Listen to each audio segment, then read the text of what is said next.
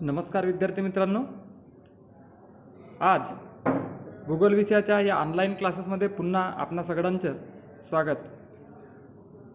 भूरूपशास्त्राचा अभ्यास करत असताना BA थर्ड सेमच्या या अभ्यासक्रमामध्ये मागच्या काही तासिकांमध्ये आपण पृथ्वीच्या अंतरंगापासून भूरूपशास्त्राचे स्वरूप, व्याप्ती, पृथ्वीचे अंतरंग, त्याचबरोबर पृथ्वीच्या पृष्ठभागावर आढळून येणारे उंच पर्वतरांगा, पठारे, मैदान यांची संतुलन अवस्था, विवर्तनिकी सिद्धांत, त्याचबरोबर समस्थायी सिद्धांत आणि अत्यंत महत्त्वाचा असा वेगनरचा खंडवहनाचा सिद्धांत, ह्या सर्व सिद्धांतांचा अभ्यास केल्यानंतर आपल्या असे लक्षात येते की पृथ्वीची निर्मिती ज्या वेळेला झाली तेव्हापासून पृथ्वीच्या या बाह्य रचनेमध्ये, बाह्य आकारांमध्ये वेळोवेळी परिवर्तन होत गेला.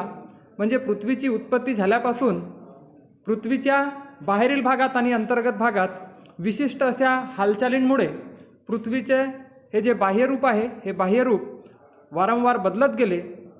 या बाह्यरूपावर बदल घडवून आणणाऱ्या भूकवचातील किंवा भूकवचाच्या बाहेरील ज्या काही क्रिया घडताना दिसल्या, त्याचा परिणाम म्हणून भूपृष्ठावर वेगवेगळ्या निरनिराळ्या भू आकारांची निर्मिती झाल्याचे सुद्धा आपल्याला लक्षात येते. पृथ्वीच्या पृष्ठभागावर आढळून येणारे हे जे भू आकार आहेत, हे भू आकार पृथ्वीची निर्मिती झाली तेव्हापासूनच अस्तित्वात आहेत असंही नाही, किंवा एखादा भू आकार आज आहे तर तो उद्या असेलच असंही आपण हमखासपणे सांगू शकत नाही. कारण पृथ्वीच्या पृष्ठभागावर असलेले उंच पर्वत हे मागच्या काही कालखंडात निर्माण झाल्याचे आपल्याला दिसून येते. किंवा काही ठिकाणी आपल्याला ज्या ठिकाणी आज आपल्याला प्राचीन कालखंडात ज्या ठिकाणी टेथिस नावाचा महासागर होता, त्या ठिकाणी आज हिमालयासारखा उत्तुंग असा पर्वतरांग उभा आहे. म्हणजेच पृथ्वीचा पृष्ठभाग हा स्थिर नसून तो अस्थिर आहे. आणि या अस्थिर पृथ्वीच्या पृथ्वीचा भूपृष्ठ किंवा अंतर्गत भाग अस्थिर असण्याच्या मागे काय कारणं आहेत, हे कारणच आपल्याला आज अभ्यास करावयाची आहेत. पृथ्वीच्या या अस्थिर कवचाबद्दल बहुतेक पुरावे आपल्याला देता येतील. ते म्हणजे हल्लीच्या ठिकाणी असलेला हिमालय पर्वत, ज्या ठिकाणी टेथिस नावाचा महासागर होता. आज ज्या ठिकाणी तुम्हाला उंच डोंगर पर्वतरांगा दिसतात, त्या ठिकाणी काही कालखंडाच्या आधी मैदानांची किंवा सपाट भूप्रदेशांची निर्मिती झालेली असावी. तसेच आफ्रिकेचा पठारी प्रदेश, दख्खनचा पठारी प्रदेश हा प्राचीन काळात जलमग्न असल्याचे पुरावे आढळून आले. आणि त्या ठिकाणी आपल्याला बहुतेक ठिकाणी हिमनद्यांचे संचयन कार्यामुळे निर्माण होणारे भूअवशेष आढळतात. पृथ्वीचा हा भाग अस्थिर असून भूकंप आणि ज्वालामुखीच्या उद्रेकामुळे भूपृष्ठाचा काही भाग खाली खचला जातो, काही भाग वर उचलला जातो. त्याचबरोबर काही ठिकाणी जमिनीला भेगा पडतात. तसेच आसाममध्ये ब्रह्मपुत्रा नदीच्या खोऱ्यामध्ये वारंवार बदल होतात. त्याचबरोबर प्राचीन काळात श्रीलंका आणि भारत यांना जोडणारा जो रामाचा सेतू होता, हा रामाचा सेतूसुद्धा नष्ट झाल्याचे, म्हणजेच पृथ्वीच्या अस्थिरतेचे बहुतेक पुरावे आपल्याला सांगता येतील.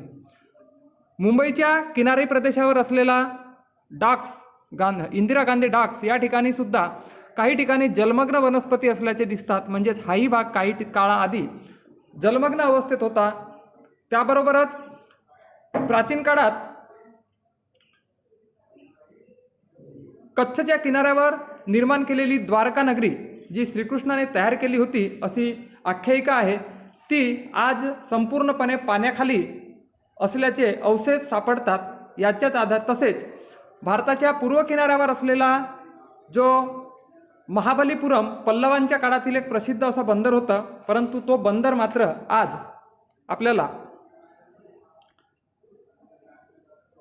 समुद्राच्या पातळीखाली गेल्याचे दिसते. त्याबरोबरच तुतीकोरीन व कोरकोई येथे समुद्र हटल्याची बहुतेक चिन्हे आणि माथेरान या दरम्यान उन्मग्न किनाऱ्यावरील तरंगघर्षित चबुतऱ्याची उदाहरणे आपल्याला पाहाव्यास मिळतात.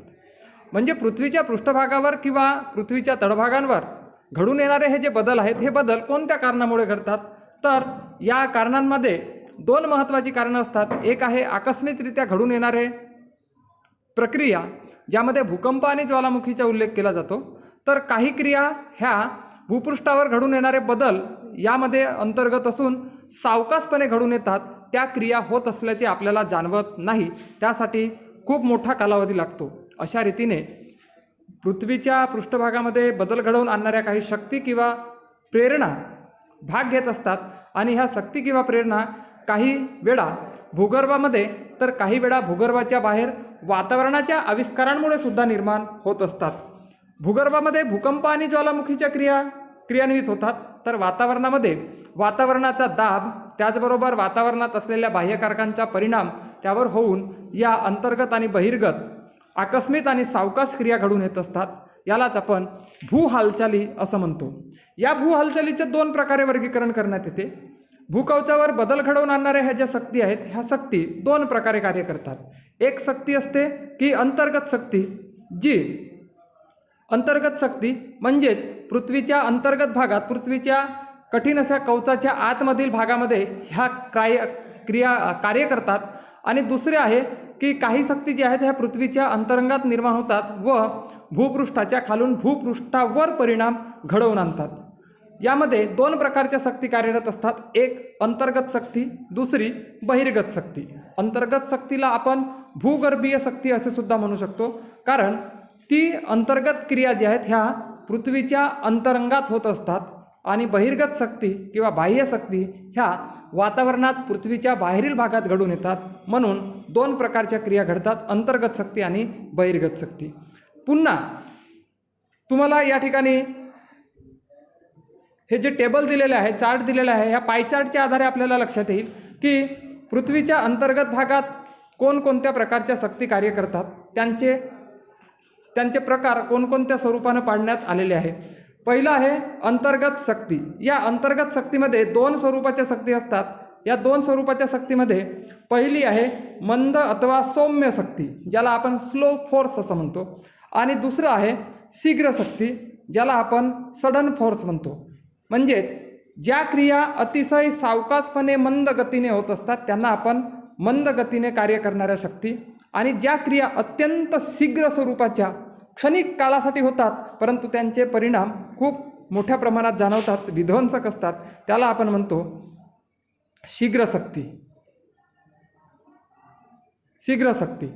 तर मंद गतीने कार्य करणाऱ्या शक्तींमध्ये आधी आपण शीघ्र गतीने कार्य करणाऱ्या शक्तीचा कालम कंप्लीट करून टाकू. शीघ्र गतीने कार्य करणाऱ्या शक्तीमध्ये भूकंप आणि ज्वालामुखीच्या या दोन क्रियांचा समावेश होतो.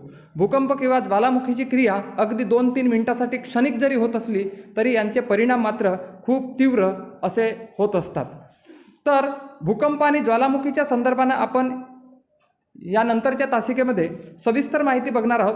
आज आपल्याला फक्त अंतर्गत शक्तीचे हे जे प्रकार आहेत या प्रकारांच्या संदर्भानंच फक्त ओळख करून घ्यायची आहे. तर मंदगतीने कार्य करणाऱ्या शक्तीमध्ये पुन्हा दोन प्रकारच्या शक्ती कार्य करतात. एक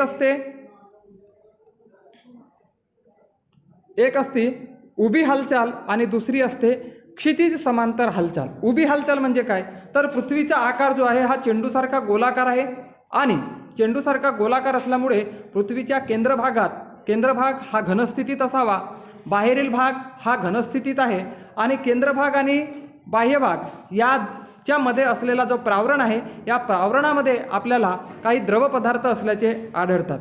तर पृथ्वीच्या केंद्रभागापासून ते पृथ्वीच्या पृष्ठभागापर्यंत उभ्या दिशेने कार्य करणाऱ्या ज्या शक्ती असतात त्याला आपण उभ्या हालचाली असं म्हणतो. या उभ्या हालचालींमुळे काय होते तर खंड निर्माण होतात, भूखंड निर्माण होतात. आणि हे भूखंड निर्माण कशामुळे होतात तर अंतर्गत भागातील शक्ती जेव्हा भूपृष्ठाच्या बाहेर येण्याचा प्रयत्न करते तेव्हा काही वेळेला काही भूभाग हा वर उचलला जातो, त्यामुळे भूखंड निर्माण होतात, त्यामुळे मैदानं निर्माण होतात, त्यामुळे पठारं निर्माण होतात. परंतु केंद्र भागातून बाह्य भागावर कार्य करणारी शक्ती म्हणजेच खंड निर्माणकारी शक्ती ही जर खालच्या भागाकडे होत असेल तर काही वेळेला भूभाग हा खाली खचला जातो, त्यामुळे सागर तळाची निर्मिती होत असते. म्हणजे पृथ्वीच्या पृष्ठभागावर भूखंड, मैदाने, पठारे आणि सागरतळ हे जे निर्माण होतात हे कशामुळे निर्माण होतात, तर खंड निर्माणकारी शक्तीमुळे निर्माण होतात. खंड निर्माणकारी शक्ती कशामुळे कार्य करते, तर उभ्या हालचालीमुळे कार्य करते. उभ्या हालचाली कशामुळे घडून येतात, तर उभ्या हालचाली मंद गतीने कार्य करणाऱ्या शक्तीमुळे घडून येतात. आणि मंद गतीने कार्य करणाऱ्या शक्तीमुळे म्हणजेच अंतर्गत शक्ती. अशा प्रकारे आपण उभ्या हालचालींचा कालम पूर्ण केला. आता मंद गतीने कार्य करणारी दुसरी शक्ती असते जिला आपण क्षितिज समांतर शक्ती असे म्हणतो. म्हणजे उभ्या हालचाली ह्या ऊर्ध्वगामी वरून खाली किंवा खालून वर कार्य करतात, पृथ्वीच्या केंद्रभागापासून बाहेरील भागाकडे किंवा बाहेरील भागाकडून केंद्र भागाकडे. आणि दुसरी जी शक्ती असते मंद गतीने कार्य करणारी तिला आपण क्षितिज समांतर हालचाल म्हणतो. ह्या क्षितिज समांतर हालचालीमध्ये पर्वत निर्माणकारी हालचाली होत असतात. म्हणजेच जर एखाद्या वस्तूला आपण दोन्ही बाजूने सारखा दाब दिला तर त्याचा मधला भाग जो आहे हा अशा प्रकारे फुगीर तयार होतो. जर आपण दोन्ही बाजूने प्रेशर दिला तर हा जो भाग आहे हा भाग वर उचलला जाईल आणि या ठिकाणी अशा प्रकारे पर्वत निर्माण होत असतात. याला म्हणतो आपण क्षितिज समांतर हालचाली. उभी हालचाल म्हणजेच काय, तर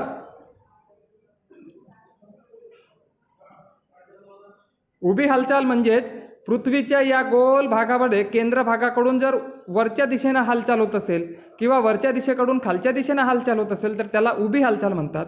आणि क्षितिज समांतर हालचाल म्हणजेच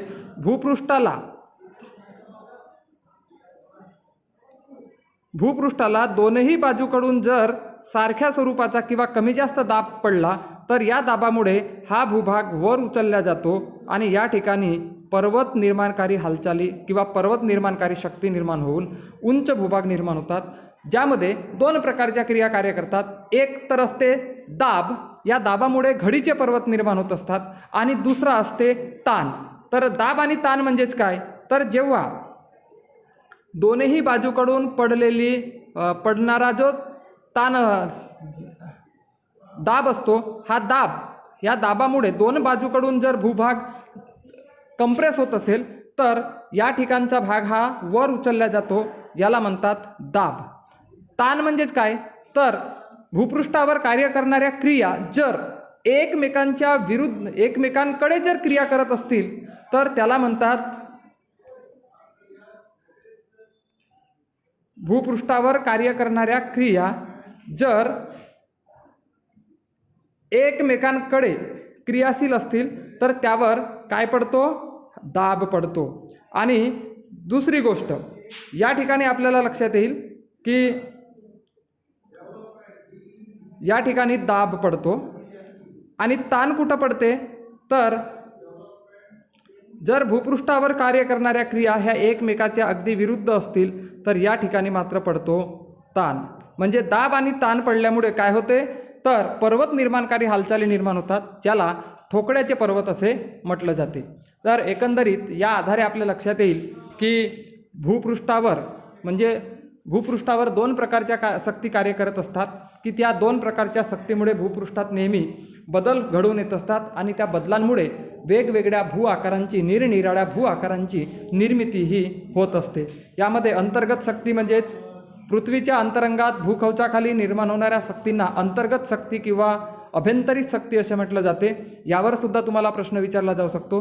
म्हणजेच भूगर्भातील उष्णता व दाब यामध्ये असंतुलनाची स्थिती निर्माण झाल्यास अंतर्गत शक्ती निर्माण होत असतात.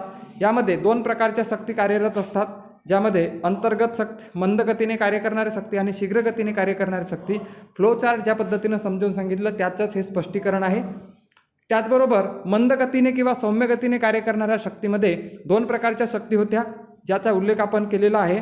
एक आहे खंड निर्माणकारी शक्ती आणि दुसरी आहे पर्वत निर्माणकारी शक्ती, ज्याला आपण कॉन्टिनेंटल बिल्डिंग मूवमेंट असं म्हणतो. आणि दुसरी आहे माउंटेन बिल्डिंग मूवमेंट, खंड निर्माणकारी शक्ती.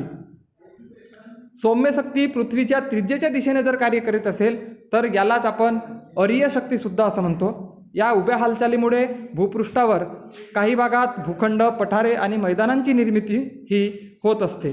त्याबरोबरच पृथ्वीच्या उत्पत्तीनंतर प्रारंभिक अवस्थेमध्ये भूखंड निर्माणकारी हालचाली मोठ्या प्रमाणावर झाल्यामुळे खंड आणि महासागर यांची निर्मिती झाली, ज्यालाच आपण मागच्या तासिकेला प्राथमिक भूरूपे असं म्हटलं होतं. त्यानंतर आहे पर्वत निर्माणकारी शक्तीमध्ये काही मंद गतीने हालचाली पृथ्वीच्या पृष्ठभागाशी अगदी समांतर दिशेने होत असतात, क्षितिज समांतर दिशेने होत असतात. यालाच क्षितिज समांतर हालचाली किंवा आडव्या हालचाली असे म्हटलं जाते. कारण वरच्या प्रकाराला आपण उभ्या हालचाली म्हटलं, कारण त्या पृथ्वीच्या अरीय भागातून किंवा केंद्र भागातून वर किंवा खालच्या दिशेने कार्य करतात. आणि ही जी दुसरी शक्ती आहे यालाच पर्वत निर्माणकारी हालचाली, यालाच आपण आडव्या हालचालीसुद्धा म्हणतो. कारण या हालचालीमुळे भूपृष्ठावर एकतर ताण किंवा दाब निर्माण होऊन दाबजन्य व ताणजन्य असे वडीचे किंवा ठोकड्यांचे पर्वत तयार होत असतात. तर आज आपण बघितलं आहे